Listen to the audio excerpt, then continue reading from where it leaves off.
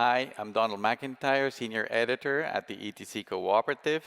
In this speech, I'm going to talk about the true revolutionary invention by Satoshi Nakamoto and how it changes the world.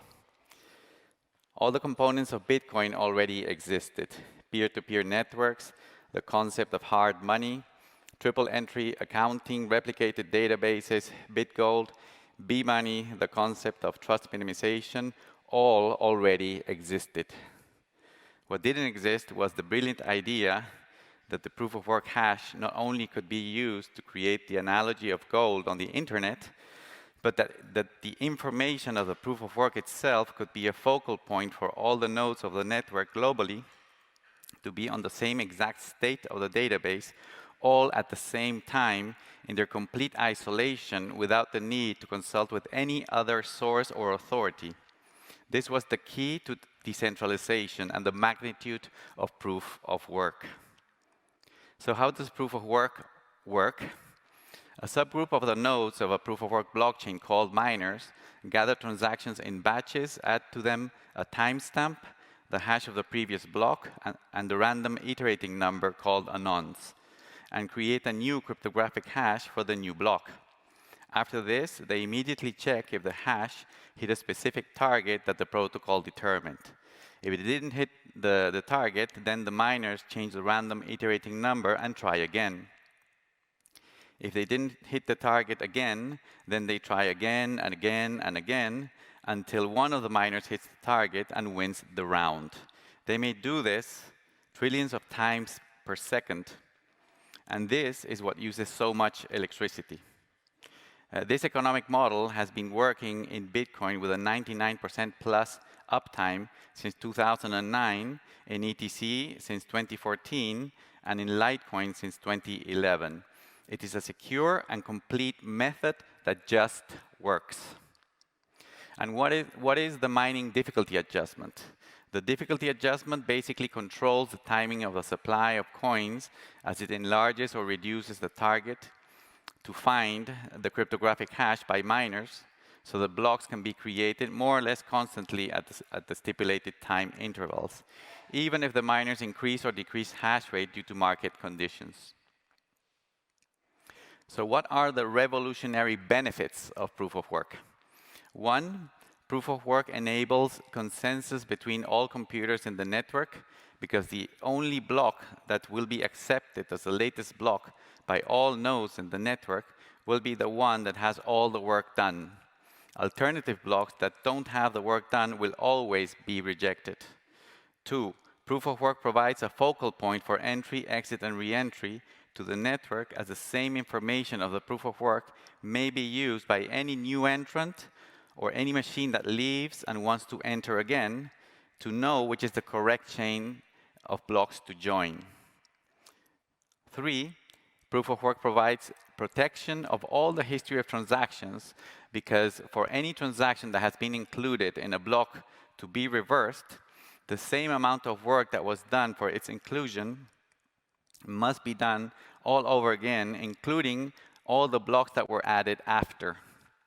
And four, proof of work creates digital gold, because the cost of creating blocks is equal to the cost of creating the coins, similar to gold in the real world.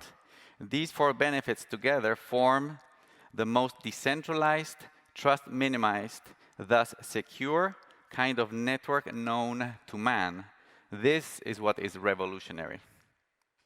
Basic rights are represented on blockchains by means of ledgers with accounts, balances, assets, and smart contracts, which cross all borders and reach everyone in the world regardless of their country, culture, ideology, beliefs, gender, race, or any other human condition.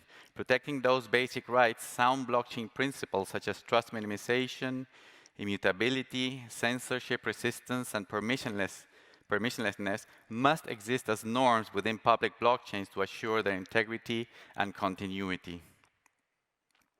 Smart contracts are the second most important invention of the blockchain industry. Satoshi Nakamoto actually had planned smart contracts for Bitcoin. However, because of technical problems with its design, Bitcoin did not support smart contracts inside its highly secure environment.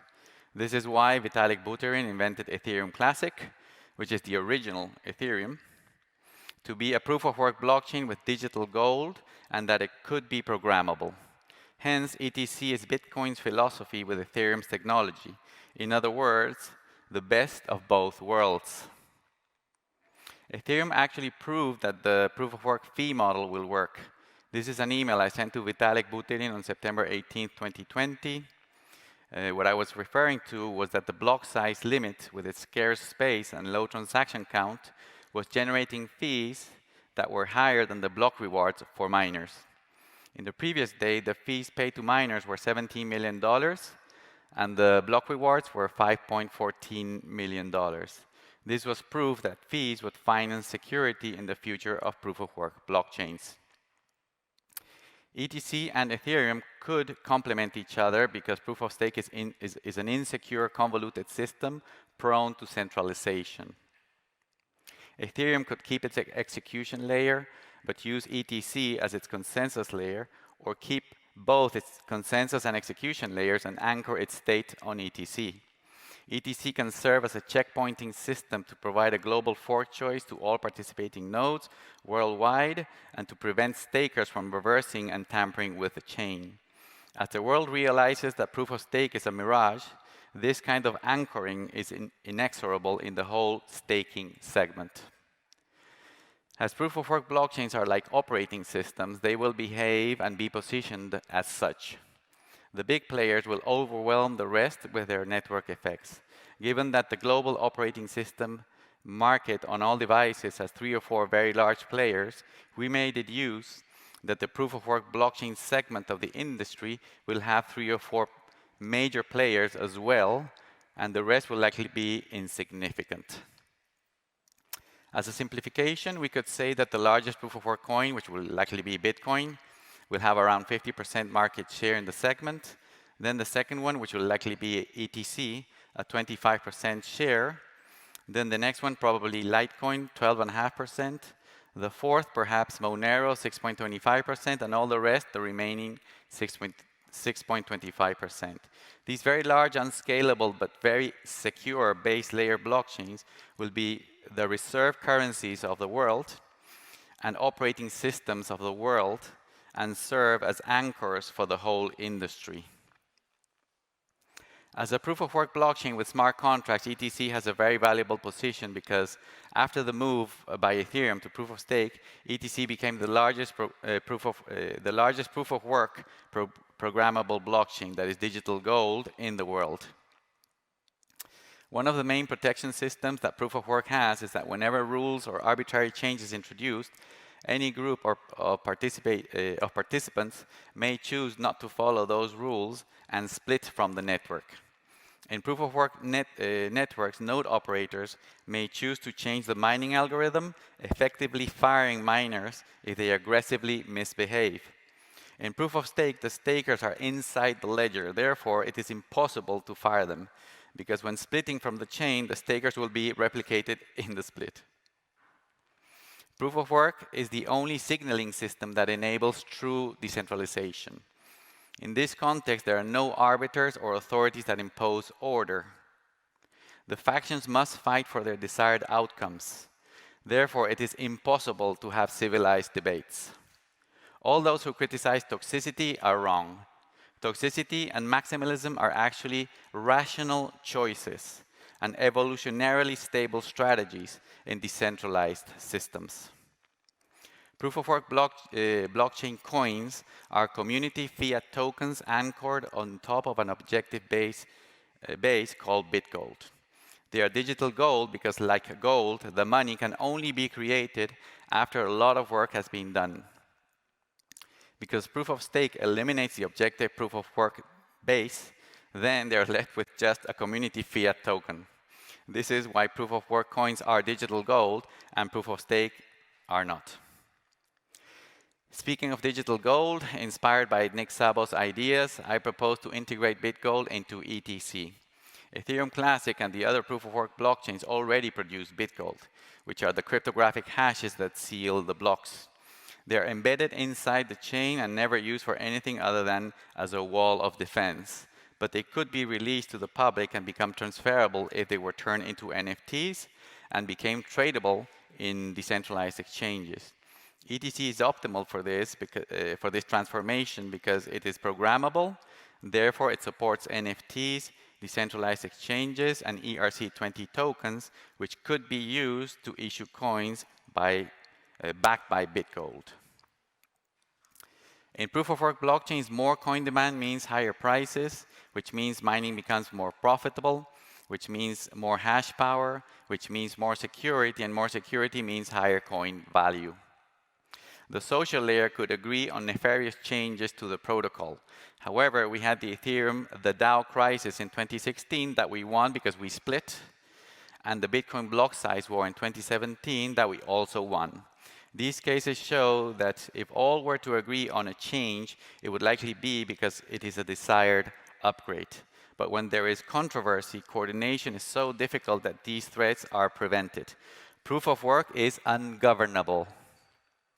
Proof of stake is a convoluted type of Byzantine fault-tolerant network, a type which was proven to be tolerant to only 1/3 of dishonest nodes many decades ago. There is zero innovation in proof of stake.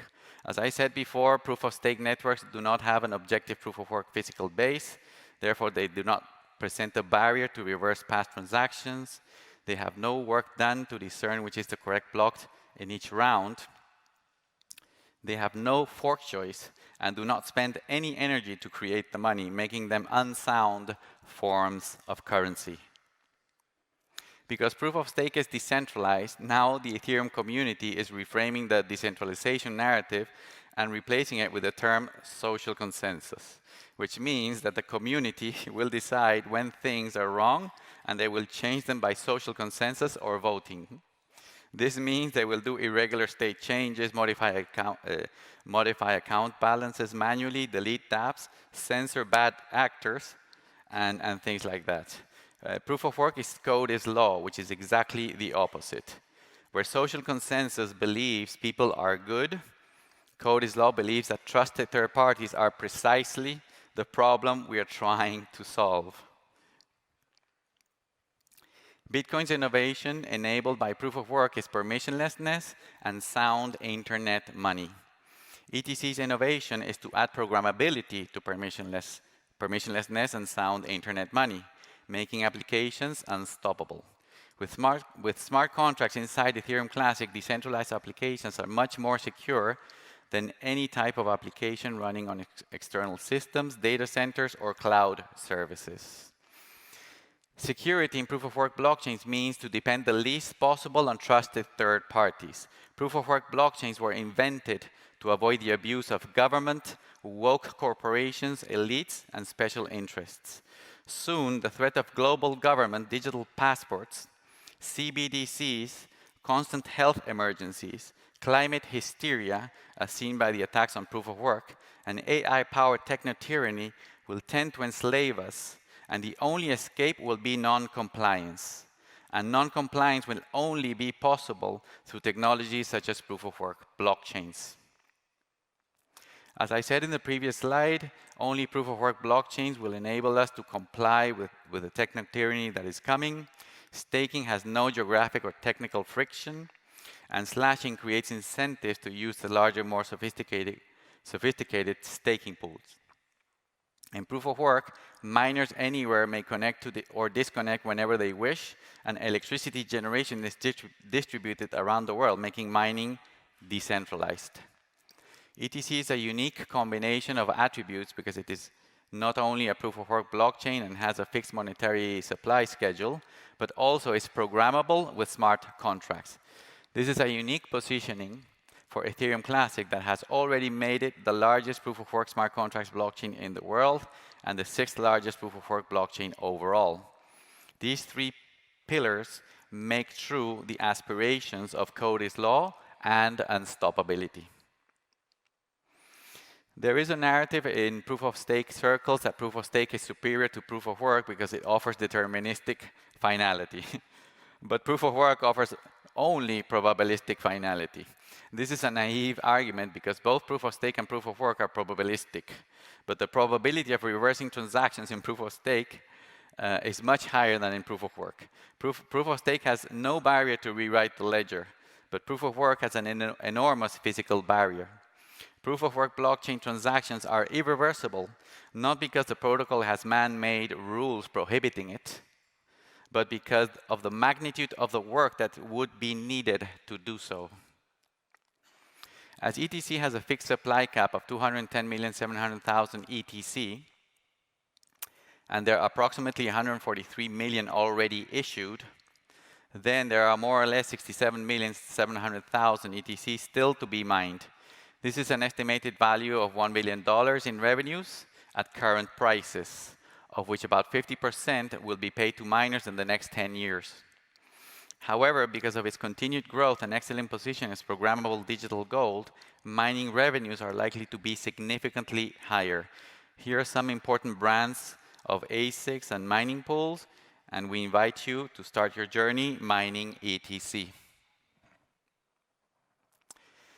People think that because proof-of-work blockchains can be attacked if bad actors control more than 50% of mining, that it is necessary to add subjective rules to reject alternative blocks.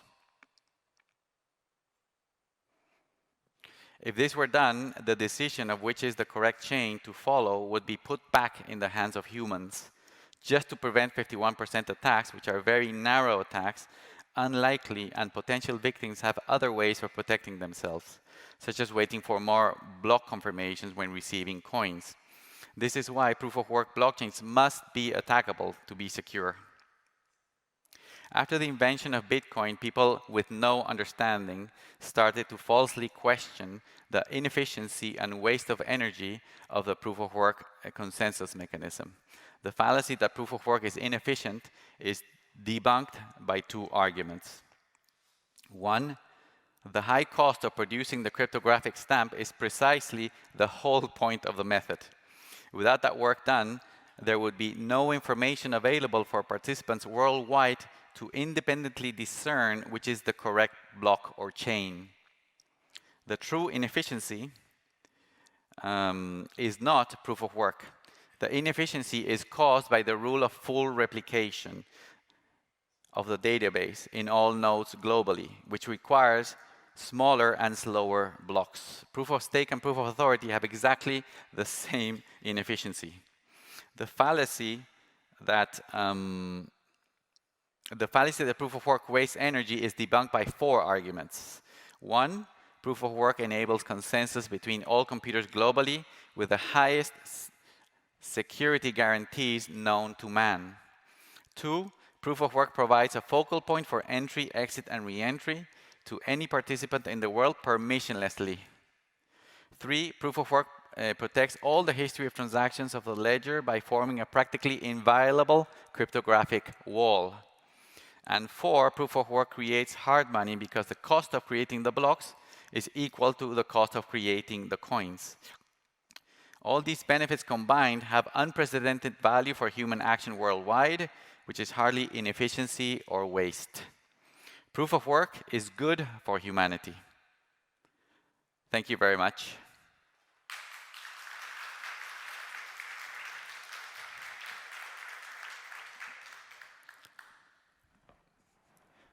If you want to do a Any question questions? or two, sure.